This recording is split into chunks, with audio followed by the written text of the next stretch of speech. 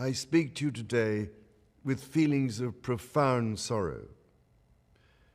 Throughout her life, Her Majesty the Queen, my beloved mother, was an inspiration, an example to me and to all my family. And we owe her the most heartfelt debt any family could owe to their mother, for her love, affection, guidance, understanding, and example. Queen Elizabeth was a life well lived, a promise with destiny kept, and she is mourned most deeply in her passing. That promise of lifelong service I renew to you all today. Alongside the personal grief that all my family are feeling, we also share with so many of you in the United Kingdom, in all the countries where the Queen was head of state, in the Commonwealth and across the world, a deep sense of gratitude for the more than 70 years in which my mother, as Queen, served the people of so many nations. In 1947, on her 21st birthday, she pledged in a broadcast from Cape Town to the Commonwealth to devote her life, whether it be short or long, to the service of her peoples. That was more than a promise. It was a profound personal commitment which defined her whole life. She made sacrifices for duty. Her dedication and devotion as sovereign never wavered through times of change and progress, through times of joy and celebration, and through times of sadness and loss. In her life of service, we saw that abiding love of tradition, together with that fearless embrace of progress, which makes us great as nations. The affection, admiration, and respect she inspired became the hallmark of her reign.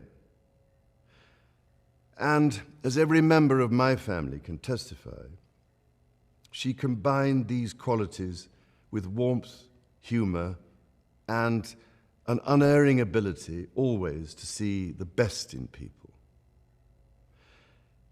I pay tribute to my mother's memory, and I honor her life of service. I know that her death brings great sadness to so many of you, and I share that sense of loss beyond measure with you all. When the Queen came to the throne, Britain and the world were still coping with the privations and aftermath of the Second World War, and still living by the conventions of earlier times. In the course of the last 70 years, we have seen our society become one of many cultures and many faiths. The institutions of the state have changed in turn. But through all changes and challenges, our nation and the wider family of realms, of whose talents, traditions, and achievements I am so inexpressibly proud, have prospered and flourished. Our values have remained and must remain constant. The role and the duties of monarchy also remain, as does the sovereign's particular relationship and responsibility towards the Church of England, the church in which my own faith is so deeply rooted. In that faith and the values it inspires, I have been brought up to cherish a sense of duty to others and to hold in the greatest respect the precious traditions, freedoms, and responsibilities of our unique history and our system of parliamentary government. As the Queen herself did with such unswerving devotion, I too now solemnly pledge myself throughout the remaining time God grants me, to uphold the constitutional principles at the heart of our nation. And wherever you may live in the United Kingdom, or in the realms and territories across the world, and whatever may be your background or beliefs, I shall endeavor to serve you with loyalty, respect, and love, as I have throughout my life. My life will, of course, change as I take up my new responsibilities. It will no longer be possible for me to give so much of my time and energies to the charities and issues for which I care so deeply. But I know this important work will go on in the trusted hands of others. This is also a time of change for my family. I count on the loving help of my darling wife, Camilla. In recognition of her own loyal public service since our marriage 17 years ago, she becomes my Queen Consort. I know she will bring to the demands of her new role the steadfast devotion to duty on which I have come to rely so much. As my heir, William now assumes the Scottish titles which have meant so much to me. He succeeds me as Duke of Cornwall and takes on the responsibilities for the Duchy of Cornwall, which I have undertaken for more than 5 decades.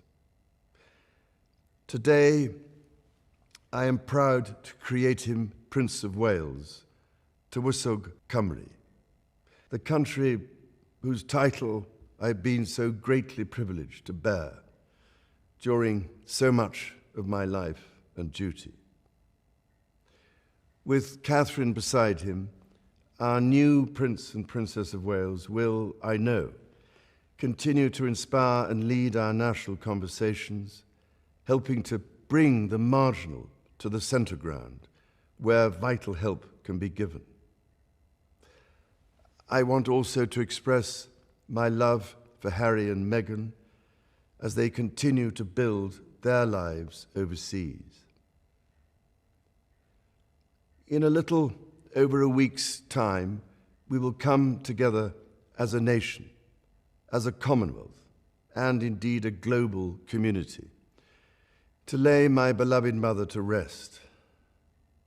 In our sorrow, let us remember and draw strength from the light of her example. On behalf of all my family, I can only offer the most sincere and heartfelt thanks for your condolences and support.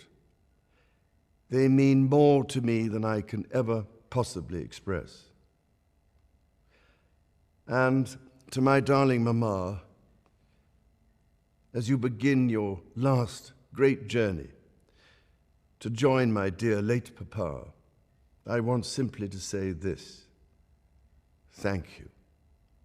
Thank you for your love and devotion to our family and to the family of nations you have served so diligently all these years. May flights of angels sing thee to thy rest.